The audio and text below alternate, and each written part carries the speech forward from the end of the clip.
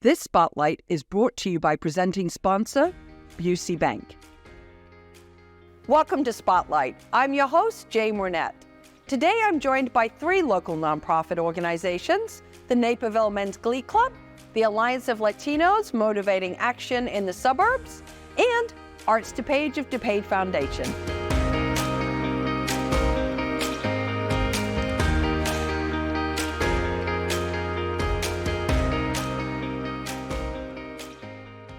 Welcome to Spotlight, and joining me now are Steve and John from... Oh, we're the men of Naperville's Glee Club. Welcome to the show. Thank you for having us. Absolutely. Yes. John, it's so nice to see you in person. It's been a while. It has been. Yeah. So let's start off with, what is the Naperville Men's Glee Club? Give me a little bit of the background and the mission. Yeah, sure. The Naperville Men's Glee Club is an all-male community choir. We've been around since 1988, so this is our 35th anniversary year. Congratulations. Thank you. I've been the artistic director for 5 years. And what makes this group unique is that in the suburbs, there aren't a whole lot of all-male choral groups in our area. A lot focus in on barbershop or certain styles, but we're geared towards being a collegiate glee club in the style of great collegiate glee clubs like the Harvard Glee Club or the University of Illinois Glee Club. And so a lot of our singers have sung in those groups in their college days and come and seek us out because that's what this group was founded on, continuing the collegiate glee club experience for non-collegiate singers. Oh, I like that. Yeah. Okay, there is life after college. There is, yeah. Yes. We really promote lifelong singing. And the singers that we have really enjoy the high level of work that we do, the diversity of repertoire that we present in our concerts. And of course, there's nothing like the camaraderie of a bunch of guys singing together. It is just like being back in college. Yeah. I love that. Steve, now how would an interesting singer, whether they literally just got out of college or they're more advanced years, how would they get involved with you? Well, the easy answer is they would go to our website, and on the website there is a little button to click that says Join Us, and it gives you information about the process with which you would come to one of our scheduled sessions where newcomers that are interested in finding out about the Glee Club can come participate in a rehearsal. And then there's a rather simple audition process. It's described well on the website in terms of what it is that you need to go do. And nobody should be terribly stressed about this. If you've had an opportunity to sing before, whether it be in college or just with your friends or something, we take all types of voices and give folks a chance to come participate with us and join in the camaraderie. It's neat that our organization actually has 3 different seasons. So if you want to come find out about us and you're like, I'm not really sure if I can give a full commitment, we have concerts in the spring, and we have a concert in the summer, and then we have a concert at the holiday time, so start of the fall season. And each one of those presents an opportunity where you could come visit with us, arrange for a voice hearing, get a chance to find out what the Glee Club is all about. Okay, so, just if a question on that. Mm-hmm. So if I was a snowbird, let's say, which I wouldn't mind being, if I were a snowbird, I could maybe participate during part of the year, but then when I'm away, it's not like I'm getting tossed out of the club. That's absolutely the case. We have several folks in our group that are exactly in that same condition. They'll come in and they'll do the spring concert, and then they'll do the summer concert with us, but come fall, they know they're not going to be around at the holidays, and so they bow out, but then they come back the next year. Okay, and kind of what's the age range? Oh my gosh, we have a few folks in their upper 20s, and then the entire range of the 30s, 40s, 50s. We probably have a few more folks in the retirement age as we get into the 60s and 70s. We even have a few people just breaking into the 80s. So okay. It's a huge range of voices. Okay, well that's nice. And that also, I would imagine, adds to a lot of that social interaction and kind of intergenerational learning. And absolutely. Yeah. And it adds a rich dynamic of voices. You have younger voices, you have these deep, rich voices as people like us get into our older years, and it really makes for a wonderful sound. Okay, wonderful. Mm-hmm. And so, talking about that, and you kind of talked about your plans, you've got those 3 concerts. What are your plans right now for the upcoming concerts? Yeah, so currently we're gearing up for our holiday concert in December. And then for the spring, we have actually two really unique singing opportunities for concerts. Our April spring concert, which is the traditional time we have our spring concert, will be a concert entitled United to Share. This is an outreach concert that we're partnering with a non-for-profit in Naperville called Share.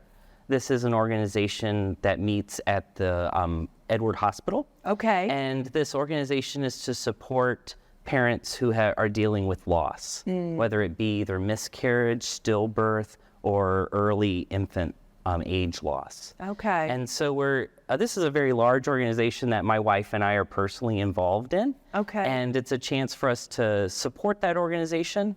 And what's going to be unique about that concert is that people involved with Share, either who have been supported by the Share group or who are family members helping support those in Share, are going to get the opportunity to come together and sing with the Naperville Men's Glee Club. And we'll have a big mass choir literally united to Share. I love that. Yeah. That's wonderful, because singing is such a healing process, right? It is, yeah. Both it to is do it and therapeutic. to hear it. Yes. Yeah. And so that's an exciting opportunity. And then about a month later, we're hosting our first Men's Sing Choir Festival. Oh, We're going to be say more. Yeah, we're going to be inviting one of my colleagues at Wheaton College, Dr. Jerry Blackstone, who's a leading expert in male voice.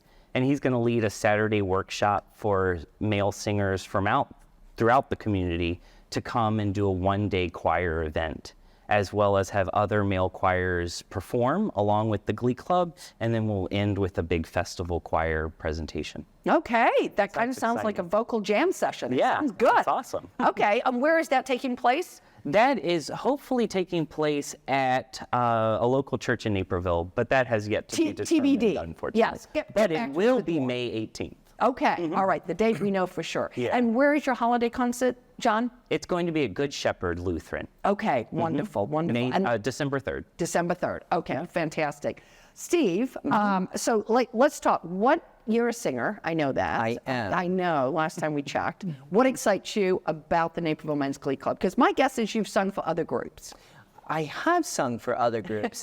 You know, the Naperville Men's Glee Club is really unique in that you have a blend of music that's pretty straightforward to sing, things that you might have remembered from college if you did it before, or things that you've heard before in either old standards or popular renditions of songs. And then sometimes we bring in far more complicated pieces that really stretch us, whether it be singing in German, one of Schubert's more famous pieces, or some complicated rhythms that can really excite. And so it really stretches you as a singer, but not to the point where it becomes a chore. You can always fall back to, this is just entertaining to do. And then on top of that, you get a chance to sing with a bunch of guys of a wide range of ages. Nobody takes this stuff so seriously that they're not having fun at every one of our rehearsals. And candidly, our performances are really a joy. We don't just get up and sing the pieces and get the applause and get up, but rather we work in a theme. We have opportunities to engage the audience. Our holiday concerts always have a few surprises that we can tap into. And when it's all said and done, you just really enjoy the opportunity to connect with the audience and the rest of the guys and feel like that was really worth my time. I thoroughly enjoy it. Well, I think you're a very good soundbite for it, I would say, yes. And no spoiler alerts. No spoilers for this holiday. Right here, right No here. spoilers, but it's going to be exciting. Okay, well, that's good. That's good. And we know we go to your website if we have any questions and or we're thinking, hey, we'd like to come join these guys. That's exactly right. Okay. Well, listen, thank you so much for stopping by. We appreciate it. Oh, thanks for having us. This has been a joy. Absolutely. And if you would like to learn more about the Naperville Men's Glee Club, please go and visit their website. We're going to take a quick break, but stay tuned. We're coming right back with more Spotlight.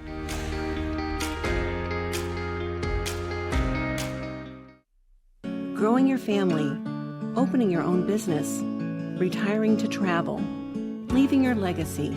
At Busey Bank, we know there's a lot to look forward to and a lot of planning along the way. Celebrate your life's milestones by putting your money to work. Busey Bank, building business, growing wealth since 1868. proud to be the official bank of the Fighting Illini, member FDIC. What's the matter, boy? What are you trying to tell me? Is something wrong? We live in a safe community, but not a crime-free community. If you see something, say something. Naperville Animal Crime Stoppers. Yes, I'd like to report a case of animal cruelty and neglect. Speak up for those who cannot speak for themselves.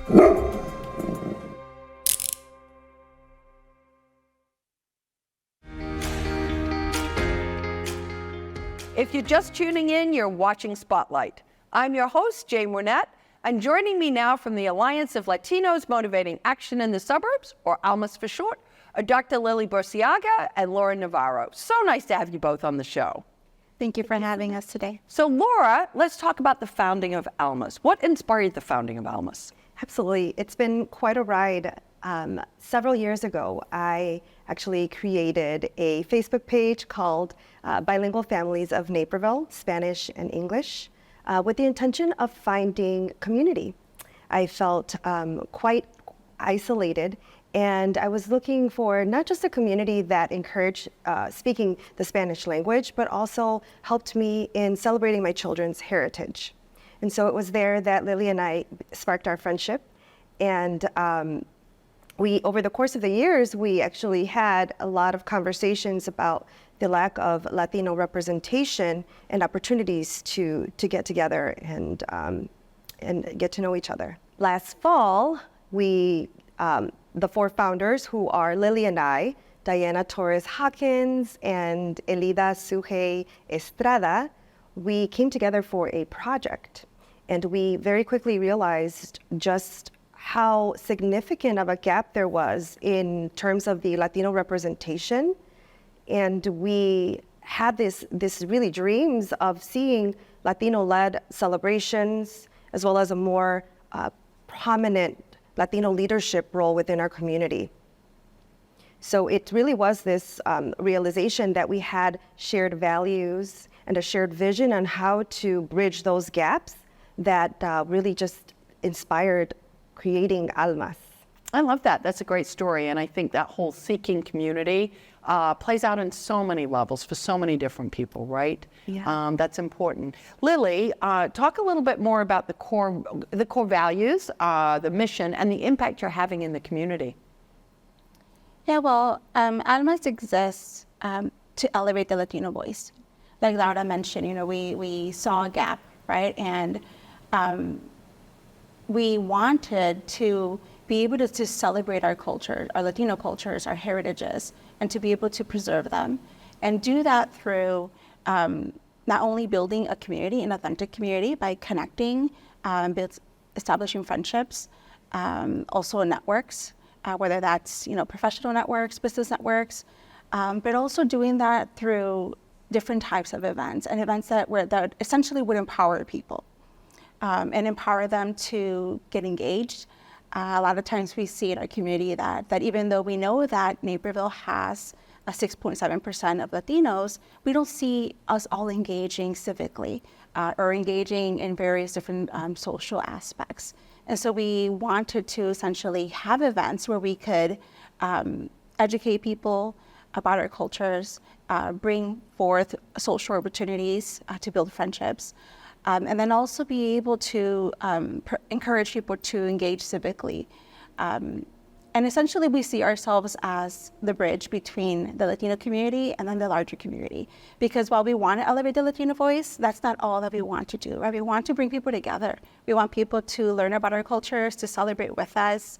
And so anybody that is wanting to be a Latino ally and be part of our community is welcome. Okay. So now talk a little bit about how people can get engaged with you with your mission and your events. Well, we are a membership-based organization. We have 3 types of memberships currently, and membership is free. And so currently, people can just apply online. We have a membership application, and we have individual memberships for anyone that just wants to get involved, whether they're Latino or non-Latino. Student memberships, we also are interested in working with youth. And then we have affiliate memberships for anyone who has a professional or business vested interest in ALMAS.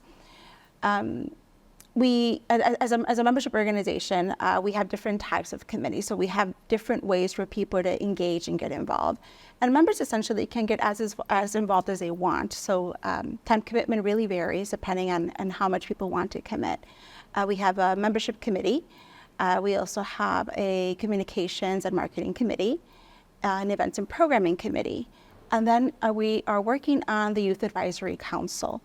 And so this council specifically is for youth that are in high school, college age. We offer various ways for members to get to know each other, build friendships.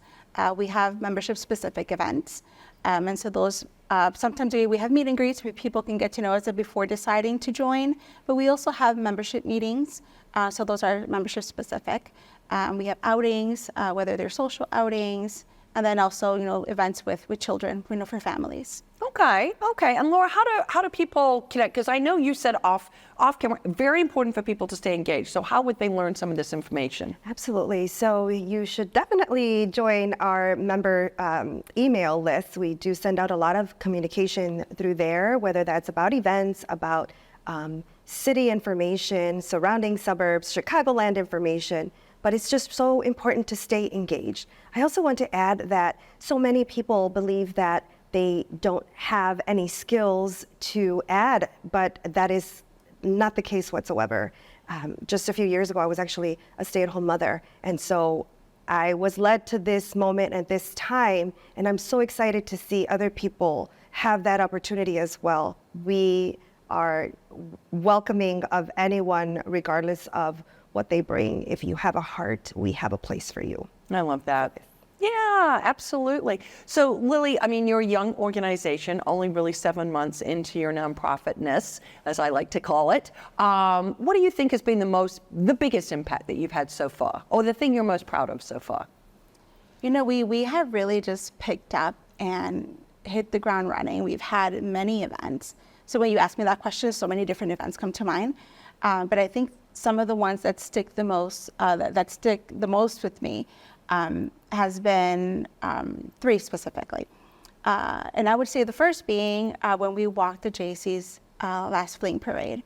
And that event specifically really stood out because we saw our community smile and get excited to see us, to hear their music, to see themselves being represented in that parade. And I think that was just essentially a confirmation for us, like, yes, we're needed. And we saw the same thing a few months back at our lunch party, when we had a really big turnout and we knew that we were doing something that's needed in our community.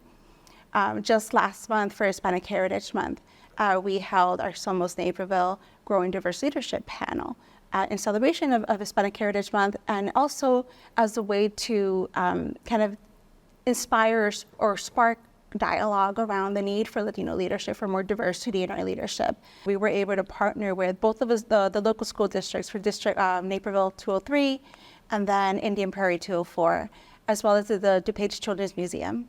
And then in November, we celebrated the inaugural Dia de Muertos celebration in Naperville, so celebrating Day of the Dead. And this was an event that we had a short time to plan for, so we weren't sure if to expect a big turnout, but we had an amazing turnout. We had approximately 600 attendees, people of multiple backgrounds, and it was just so beautiful to see just multicultural individuals wanting to celebrate and being excited to be there. Oh, that's great. Congratulations to you. That's 3 wonderful things that you've already accomplished in a very short period of time. Yeah. Laura, as we wrap up, what are some of the events? We just heard from Lily on some things that you've already done. What's coming up? Oh, I'm so excited about that. Well, we have our second Somos event, and so that's a little bit like a panelist discussion. As she mentioned, that's coming up in the winter of 2024. Okay. We are also working with the library to celebrate Dia de los Niños, and that translates into Day of the Children, so it's almost like a Children's Day. It's a holiday that is believed to have originated in Mexico, but it has been adopted by many other Latin American countries. It is a holiday in which there may be festivals, parades, but the children definitely are spoiled with treats, money, gifts, and they're just made to feel so special throughout the day. And we want to have that type of event here in Naperville, which we're very excited about. Dia de los Niños is set to take place on May 18th at the 95th Library. Okay, that sounds fun. Yes. One other way that we connect is with our member meetings, and also we have meetings where we invite the public to come meet us physically, get to know us. We're always looking for businesses to partner with as well as companies. And if you would like to partner with us, I absolutely invite everyone to join us in our ALMAS community. And we'd love to see you there. Lovely. Well, listen, I congratulate you on launching. It's never easy to launch a new initiative. So I congratulate you and your other two founders on doing it for clearly something that is just going to bring a lot more vibrancy and a lot more heritage and a lot more celebration to our community. So thank you for that. Thank you. Thank you so much for having us. And to find out more about ALMAS, please go and visit their social media. We're taking a quick break, but stay tuned. We're coming right back.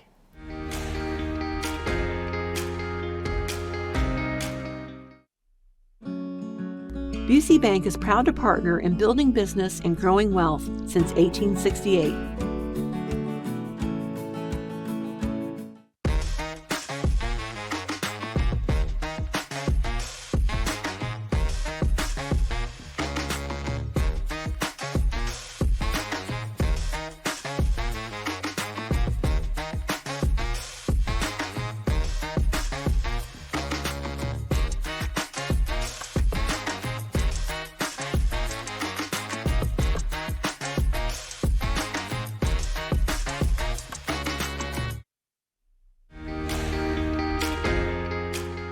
Welcome back to Spotlight. And joining me now from Arts DuPage of the DuPage Foundation is Debbie Venezia. So good to see you back here, Debbie. Oh, it's good to see you too, Jane. I love coming here, you know that. I know. Well, we love having you. So I always think it's important that the viewers understand how Arts DuPage fits within the DuPage Foundation. So let's start off with the DuPage Foundation. Tell us a little bit about that. Okay, sure. DuPage Foundation is DuPage County's philanthropic leader and the leading source of charitable giving in the area.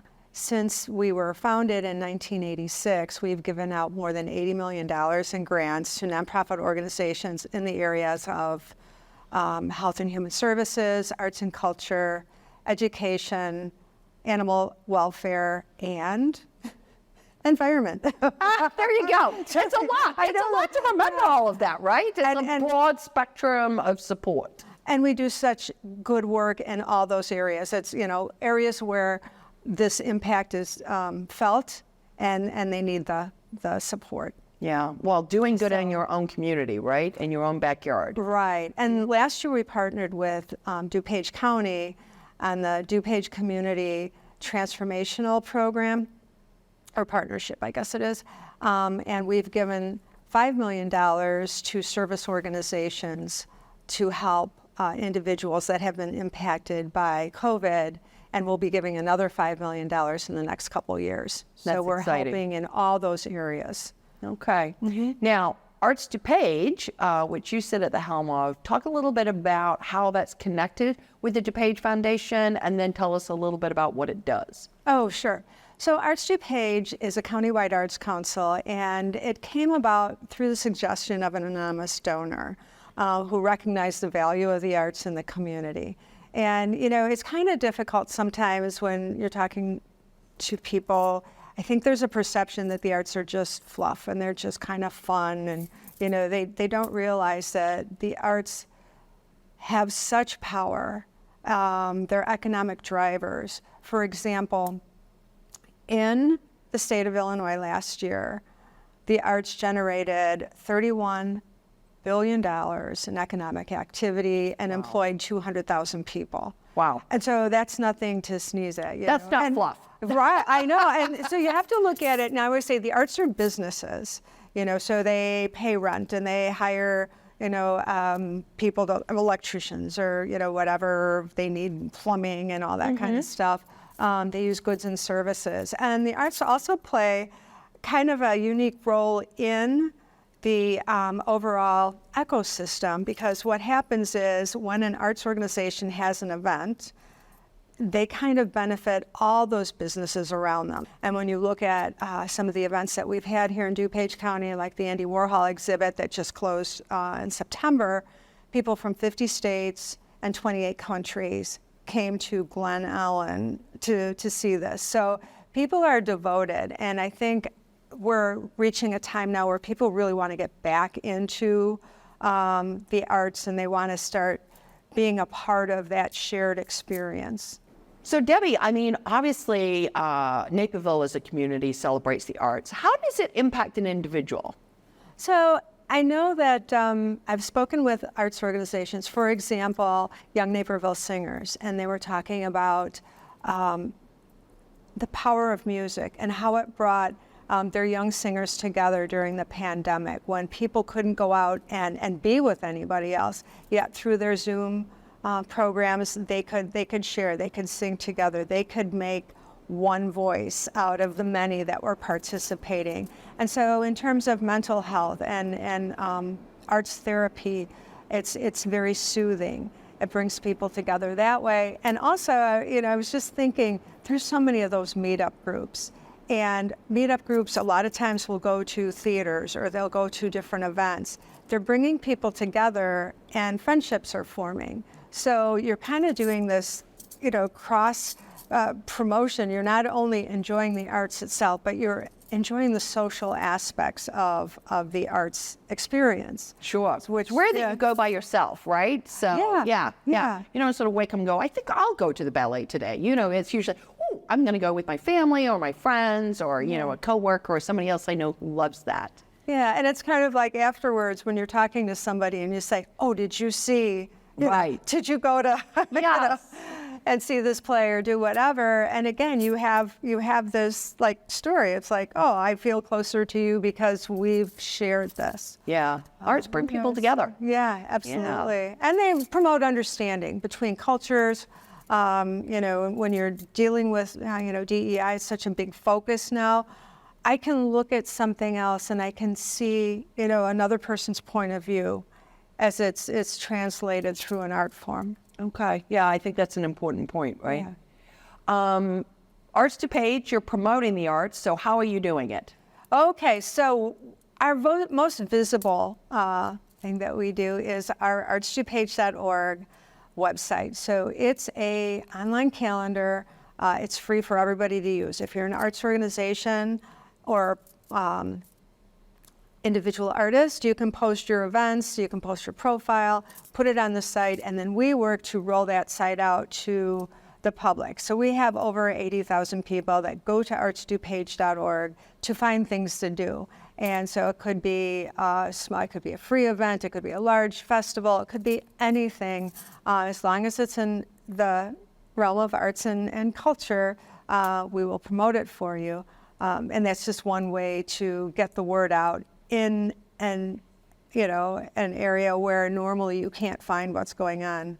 Yeah, it's a one-stop shop. Yeah. Everything from ballet to comedy to theater to a festival. Yeah, and everything. And it could be for kids or adults or anything in between. It's all on there and it's all in one place. So it's a unique resource. Yeah.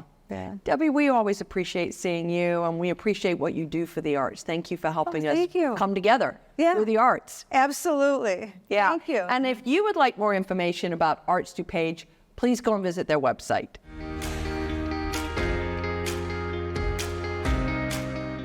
I'd like to thank all of my guests for joining us on Spotlight, and our friends at Busey Bank for their generous sponsorship of today's show.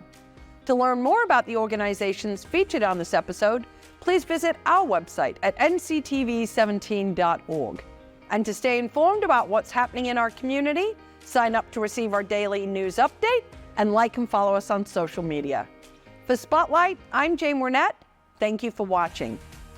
This episode of Spotlight is brought to you by presenting sponsor, Busey Bank.